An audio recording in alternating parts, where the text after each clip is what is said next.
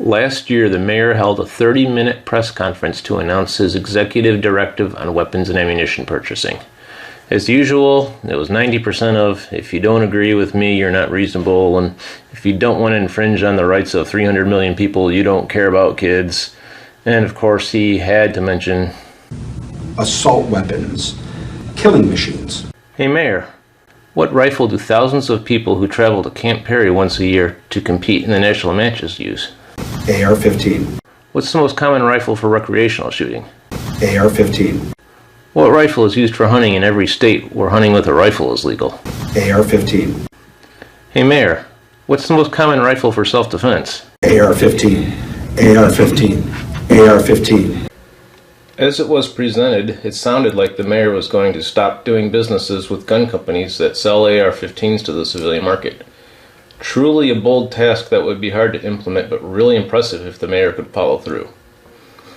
The basis of the mayor's capitalistic pressure, as he said, it's going to start with $150,000 of free market capitalism pressure on these companies. Would be based on how vendors would answer 6 questions about manufacturing and selling assault weapons to civilians. On its face, those questions eliminated every firearm manufacturer and gun dealer from eligibility to do business with the city. So, what are the questions? Do you manufacture assault weapons for civilian use? Do you sell assault weapons for civilian use? Which firearms does your company agree to not sell to civilians? Do you require your dealers to conduct background checks? Does your company have a plan in place to invest in gun and ammunition tracing technologies? Do you use, at minimum, industry best practices for inventory control and transactions? The first question from anyone who knows anything about guns after reading the mayor's 6th question was, what's an assault weapon? What definition is the mayor using? Assault weapon is not a legal term. It's not recognized as a term in the industry. I emailed the mayor's office, the police chief, and no one could answer what's an assault weapon. In the mayor's speech, he specifically mentioned AR-15 14 times. Why didn't the mayor use the term AR-15 instead of assault weapon? That's clearly what he meant. I think I know the reason, and I'll explain later. So now let's look at the city's most recent purchase of SIG P226 pistols. From what everyone was led to believe, SIG should be disqualified because they manufacture assault weapons for civilians. I mean, the Pulse nightclub shooter used a SIG rifle, the MCX. Okay, the SIGs were purchased from Vance's, and the city didn't buy directly from SIG, so I expected the city to use a straw man argument. Either way, I don't see the difference. The city is purchasing SIG, so they are financially supporting a company that produces, as the mayor says, assault weapons. I'll admit, I also expected the city to tell me assault weapon meant machine guns, so they could use that as an out also.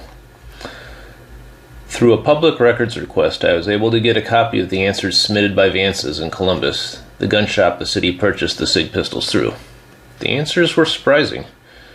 As these special 6 questions seem to authorize contractual obligations, I would think the city should require yes or no answers. That's not how it played out here. Question number 1. Do you manufacture assault weapons for civilian use? Vance Outdoor does not manufacture firearms. Boom, easy yes, no answer. Question 2.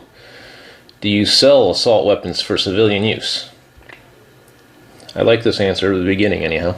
The term assault weapon is not a term that is defined and utilized within the firearms industry, and the definition and scope of this term also varies among regulating jurisdictions outside of our industry. So I'm unable to directly answer that question as stated. Here's where it gets interesting. I can affirm that Vance Outdoor Inc. only sells firearms that are legal for sale to individuals under current U.S. federal and state guidelines. Vance Outdoors Inc. is an S-corp that sells blah blah blah primarily to active, retired, responders, officers, yada yada yada. Some of these individuals would be considered as having civilian status. So they didn't answer the question. There's no yes, there's no no. But they can say in the affirmative that Vance only sells firearms that are legal for sale to individuals under U.S.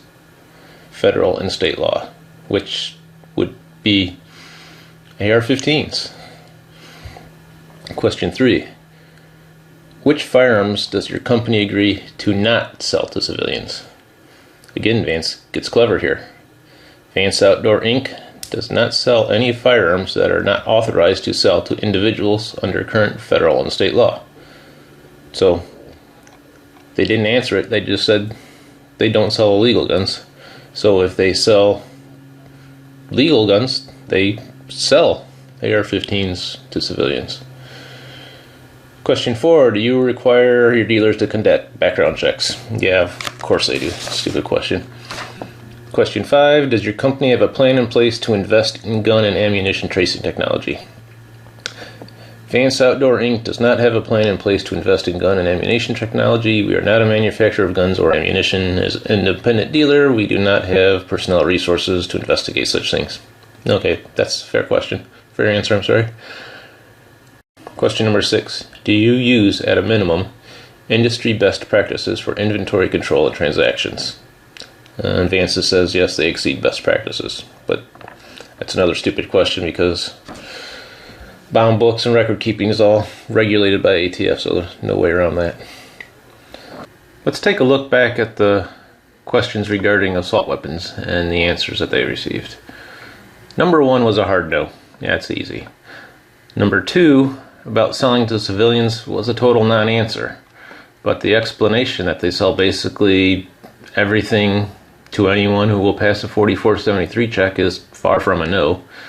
And to me, that really doesn't seem like what the mayor had in mind when he said assault weapons that frankly should only be in the hands of public safety, police, or military personnel. Question number 3 about what guns they don't sell to civilians was another non-answer, but they said they sell all firearms that are legal to own, which would include all long guns, some of which are AR-15s or assault weapons. Regardless, these questions were satisfactory for Vance's to get the city's money to purchase the Sig Sauer handguns. At first glance, it seems like the mayor said one thing and he did the exact opposite. But what exactly did the mayor say they were going to do? He said the vendors had to answer 6 questions. The city never said they wouldn't do business with the companies if they didn't like the answers to those 6 questions. And here's why I believe the term assault weapon was used in the questions instead of AR-15. They knew damn well they meant AR-15 when they wrote those questions, but they used the term assault weapon because there's no such thing as assault weapon in the industry. That gave the city and the dealers manufacturers an easy way out when answering the questions, because they can honestly say they don't make or sell assault weapons because assault weapons don't exist. This whole thing was a joke played on the fools who elected him, who thought he was actually going to implement some executive gun control. At the end of the day, the city is still buying weapons from a manufacturer that makes AR-15s for civilian sales, and they are buying them from a dealer who sells AR-15s to civilians. In the meantime, the city is still giving money to Sig Sauer, who made the rifle used by the Pulse nightclub shooter, so good job, Mayor.